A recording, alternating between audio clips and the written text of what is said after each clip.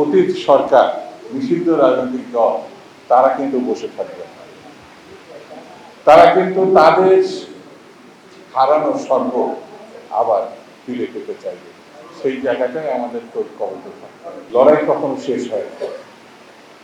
আকাঙ্ক্ষা যতক্ষণ পূরণ না হয় লড়াই অব্যাহত থাকে।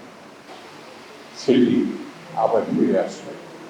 মানুষ স্বাচ্ছন্দ্যে কথা বলতে পারবে, মুক্ত জীবনে তারা রাজনৈতিক গণতান্ত্রিক চর্চা করতে পারবে।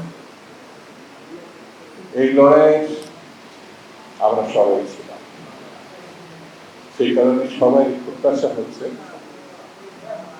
মুক্ত জীবনে বাংলাদেশের স্বাধীনতা সার্বভৌম রক্ষা করবে ঐক্যবদ্ধভাবে আমরা যেন সামনে এগিয়ে যেতে পারি।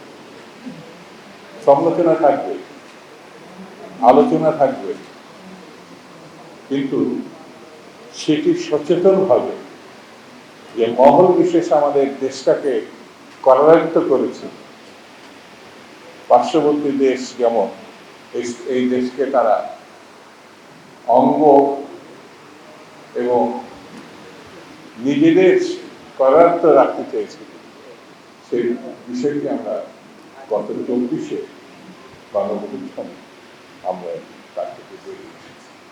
আমি এই ক্ষণে তাদেরকে স্মরণ করি যারা 24-এ এসব তরুণ ছাত্র নিজের জীবনকে উৎসর্গ করেছে, যারা 18 বছর লড়াই করে নিজেদেরকে বিপন্ন করেছেন, শহীদ হয়েছে।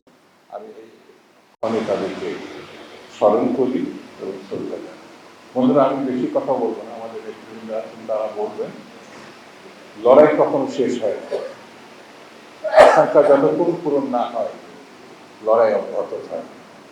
শ্রমিক, কৃষক যারা এই দেশটার জন্য সব থেকে বেশি ত্যাগ স্বীকার করে, লড়াই করে, তাদের যদি আমরা একটু পাশে দাঁড়াতে পারি, তাদের একটু স্বার্থ আমরা নিজেই মনে করি, যেটি এখন সম্ভাবনা দেখা দিয়েছে গণতান্ত্রিক নির্বাচিত যারা তারেক রহমানের সরকারের মধ্যে দিয়ে, সেই সম্ভাবনাটাকে বাঁচিয়ে রাখার লক্ষ্যে একটু আগে বললাম মহল বিশেষ পার্শ্ববর্তী দেশ একটি অতীত সরকার নিষিদ্ধ রাজনৈতিক দল তারা কিন্তু বসে থাকবে না।